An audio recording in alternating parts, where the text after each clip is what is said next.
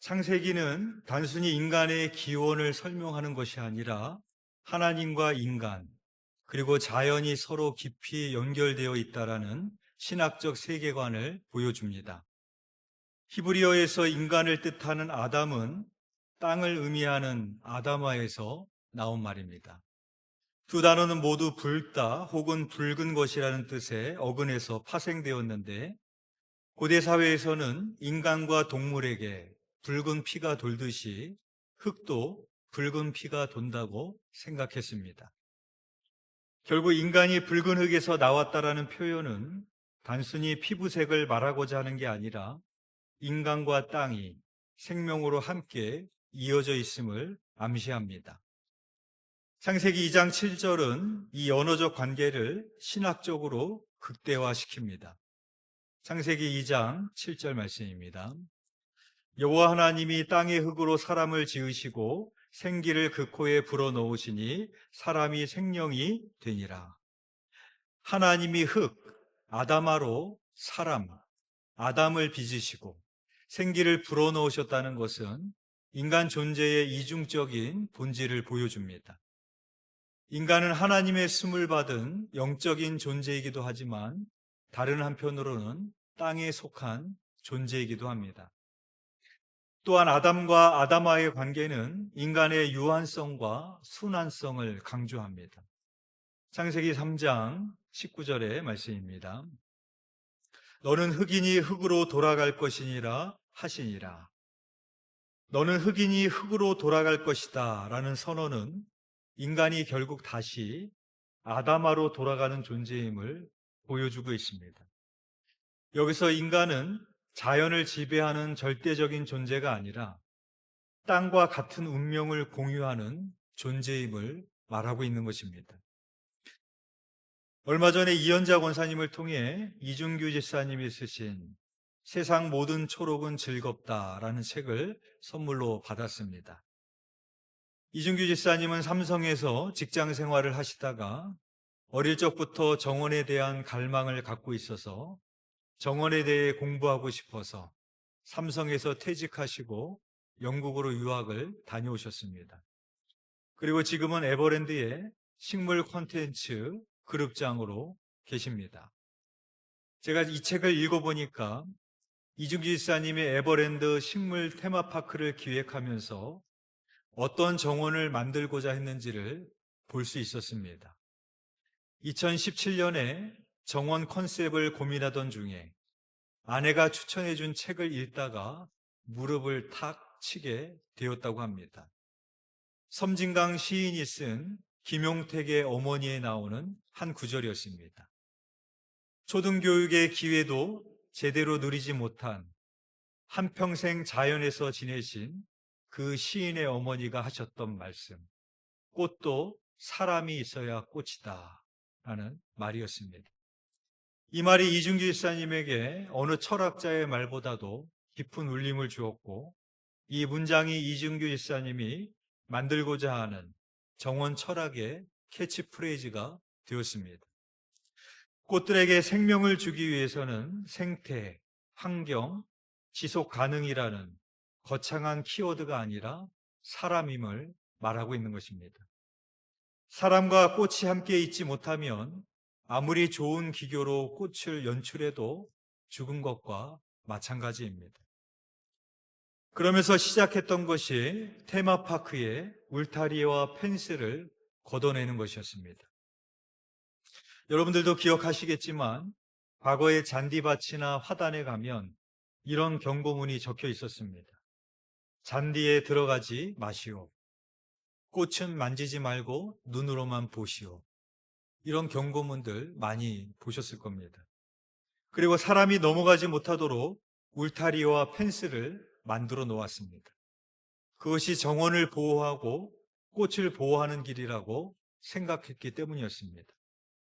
그런데 이준규 집사님이 테마파크의 울타리와 펜스를 걷어내겠다고 하자 적지 않은 반대에 부딪혔다고 합니다. 사람들이 들어가서 꽃을 밟고 망가뜨리면 복구하는데 많은 비용이 든다는 것입니다. 그러나 인간의 본성이 기본적으로 아름다운 것을 파괴하는 것이 아니라 소중히 대하고 싶어 한다라는 믿음을 가지고 이 일을 시작했습니다. 그리고 테마파크의 울타리와 펜스를 걷어냈습니다. 그리고 사람들의 우려와는 달리 오히려 펜스가 있을 때보다도 화단의 훼손 면적이 크지 않았다고 합니다.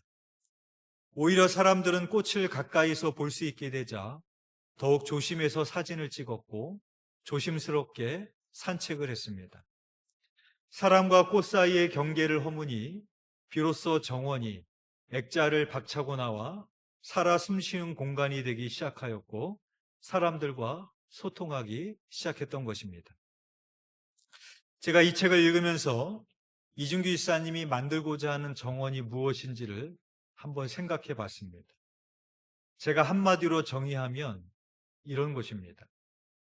꽃의 아름다움을 바라보는 구경꾼이 아니라 열매나 잎을 따먹기 위해 키우는 장사꾼이 아니라 1년 중에 한철 꽃의 아름다움을 보기 위해 오는 관람객이 아니라 인간이 곧 숲이 되고 정원이 되는 것입니다. 제가 앞서 말씀드린 바와 같이 인간과 인간, 인간과 자연은 서로 깊이 연결되어 있습니다.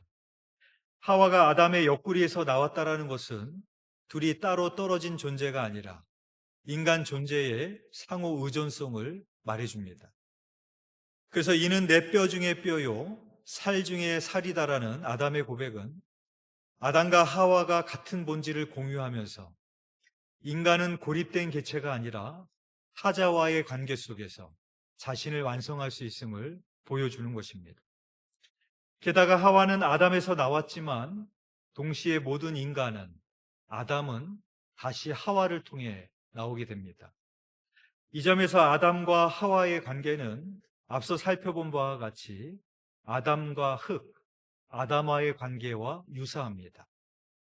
아담이 아담아에서 나와 다시 아담아로 돌아가듯이 하와는 아담에게서 나와 다시 생명을 이 땅의 모든 인간 아담에게로 돌려줍니다. 결론적으로 창세기는 창조주 하나님 안에서 아담아에서 아담, 아담에서 하와, 하와에서 아담, 아담에서 아담아라는 역동적인 순환 구조를 보여주고 있습니다. 인간과 자연이 이렇게 깊이 연결되어 있다는 것은 인간과 자연이 같은 운명을 가진다라는 의미가 됩니다. 그래서 성경을 보면 인간이 타락하거나 인간이 서로 다툴 때 자연이 신음했습니다. 인간이 선악과를 먹고 죄를 지은 이후에 하나님은 아담에게 이렇게 말씀하셨습니다. 창세기 3장 17절 말씀입니다. 아담에게 이르시되 내가 내 아내의 말을 듣고 내가 내게 먹지 말라 한 나무의 열매를 먹었은즉 땅은 너로 말미암아 저주를 받고 너는 내 평생에 수고하여야 그 소산을 먹으리라. 인간이 선악과를 먹고 죄를 지은 이후에 땅은 너로 말미암아 저주를 받는다라는 말씀은 인간의 죄가 개인의 문제를 넘어서 자연 세계 전체에 영향을 미친다는 점을 보여주고 있습니다. 즉 인간의 타락은 인간 세계 내부만의 문제가 아니라 땅과 창조 세계까지 함께 흔드는 사건으로 이해할 수 있는 것입니다. 이것은 가인과 아벨의 이야기에서 더욱 분명하게 드러납니다. 가인이 아벨을 죽였을 때 하나님이 이렇게 말씀하셨습니다. 창세기 4장 10절 말씀입니다. 이르시되 내가 무엇을 하였느냐 내 아우의 핏소리가 땅에서부터 내게 호소하느니라. 여기서 땅이란 단순히 가인이 아벨을 살인한 위치를 말하는 것이 아니라 땅은 인간의 폭력을 기억하고 하나님께 증언하는 살아있는 존재임을 말해주고 있는 것입니다. 더 나아가 하나님은 이렇게 말씀하십니다. 창세기 4장 12절 말씀입니다. 내가 밭을 갈아도 땅이 다시는 그 효력을 내게 주지 아니할 것이요 너는 땅에서 피하며 유리하는 자가 되리라. 가인은 앞으로 노동을 하고 수고를 해도 땅으로부터 효력을 받지 못한다라는 심판을 받습니다. 이것은 인간의 죄가 땅의 생산성까지 무너뜨리고 인간과 자연의 관계 자체를 깨트린다는 사실을 보여주고 있습니다. 성경은 다른 곳에서도 이와 같은 관계를 강조합니다. 레위기 18장 25절 말씀입니다. 그 땅도 더러워졌으므로 내가 그 악으로 말미암아 벌하고 그 땅도 스스로 그 주민을 토하여 내느니라. 레위기 18장 28절 말씀입니다. 너희도 더럽히면 그 땅이 너희가 있기 전 주민을 토함같이 너희를 토할까 하노라. 레위기에서는 인간의 죄와 불순종은 땅의 파괴로 이어지고 땅은 인간을 통해 토해내는 심판으로 이어지게 됨을 말씀하고 있습니다. 이사야서 24장 5절에서 6절 말씀입니다. 땅이 또한 그 주민 아래에서 더럽게 되었으니 이는 그들이 율법을 범하며 율례를 어기며 영원한 언약을 깨뜨렸습니다. 그러므로 저주가 땅을 삼켰고 그 중에 사는 자들이 정죄함을 당하였고 땅의 주민이 불타서 남은 자가 적도다.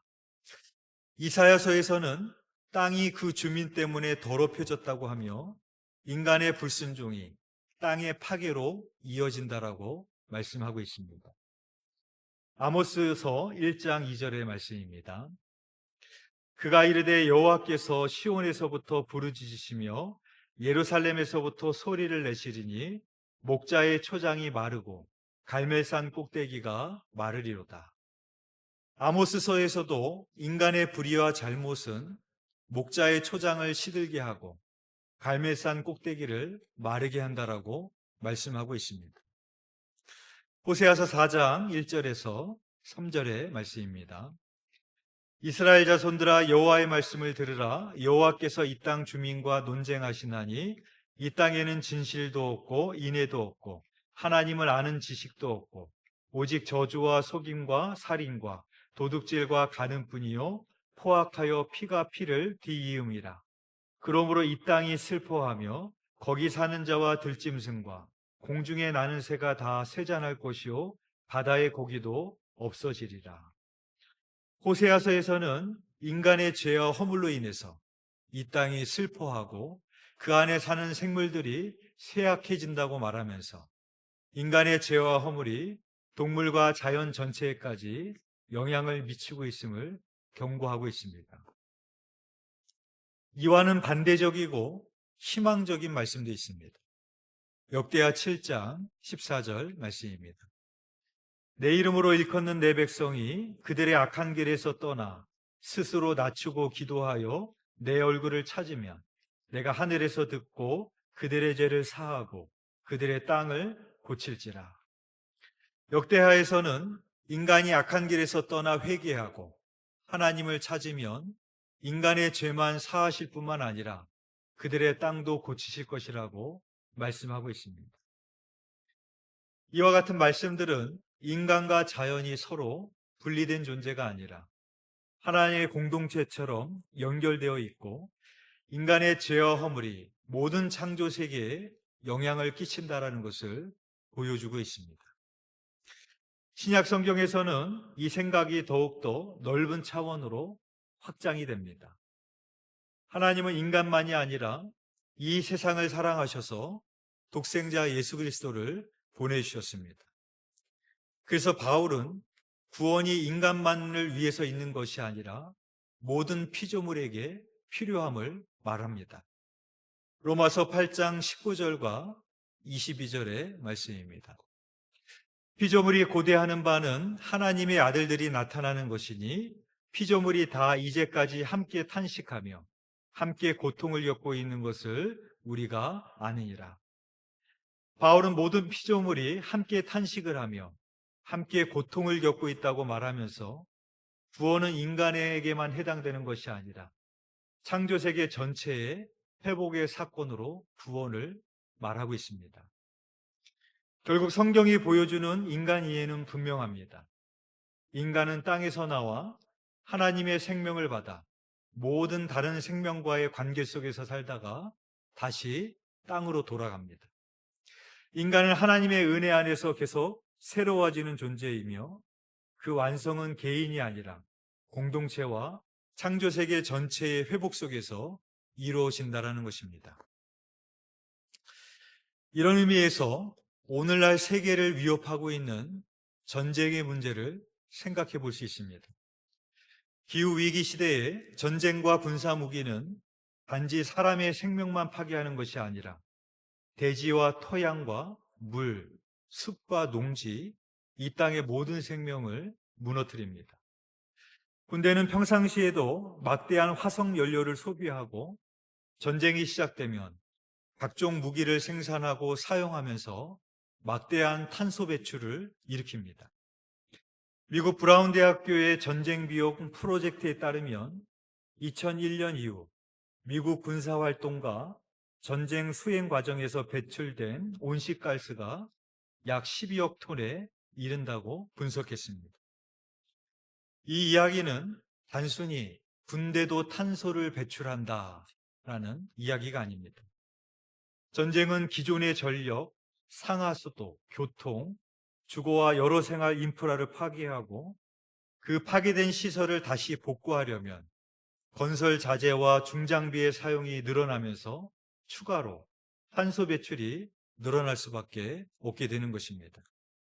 전쟁은 전투가 일어나는 현장에 그치지 않고 에너지 시설 파괴, 대형 산불, 피난민과 물류 이동, 재건 수요까지 이어지면서 기후와 환경에 장기적인 피해를 가중하고 있습니다.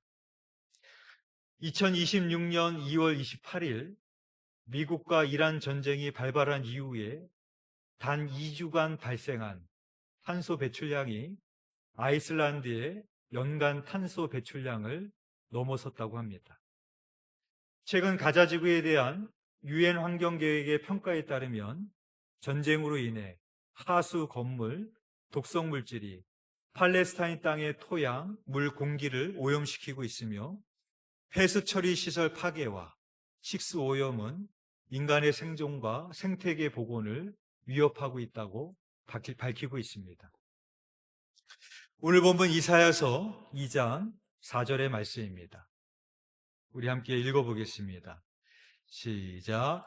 그가 열방 사이에 판단하시며 많은 백성을 판결하시리니 무리가 그들의 칼을 쳐서 보습을 만들고 그들의 창을 쳐서 낫을 만들 것이며 이 나라와 저 나라가 다시는 칼을 들고 서로 치지 아니하며 다시는 전쟁을 연습하지 아니하리라. 아멘. 이 말을 한 이사야 선지자는 아수르 제국이 북왕국 이스라엘을 초토화시키고 유다를 위협하는 것을 직접 목격했습니다. 이사야 선지자는 제국의 군대가 휩쓸고 간 자리가 얼마나 참혹한지를 누구보다도 잘 알고 있었습니다. 이 말씀은 산림이 불타고 가축이 발버둥치며 밭의 소산이 질밥히는 그 비극의 현장에서 선포한 말씀입니다. 이것은 칼과 창이라는 혐오와 폭력 대신 보습과 낫으로 땅을 일구고 생명을 살리라라는 하나님의 명령이요 요청인 것입니다. 또한 바울 사도도 이렇게 선포했습니다.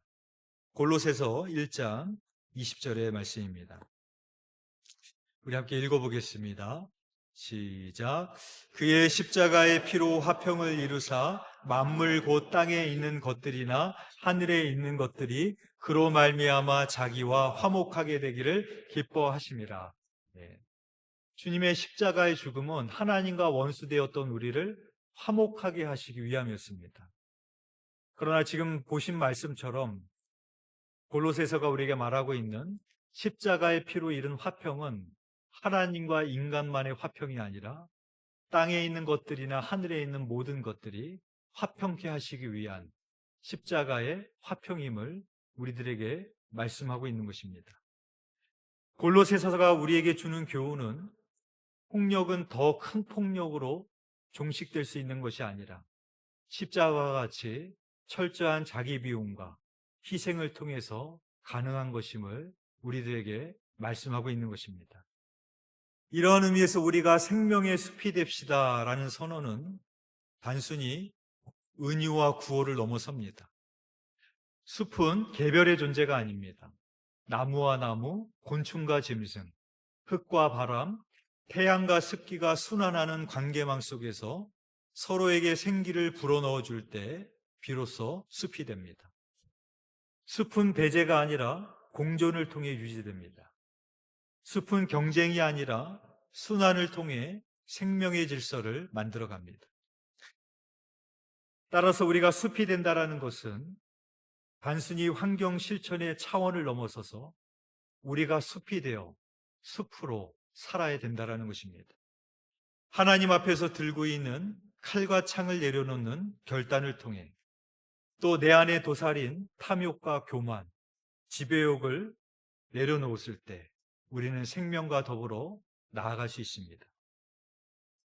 끝으로 베트남 시인의 휴턴의 사람에게 묻는다라는 짧은 시를 읽어드리고 마치려고 합니다.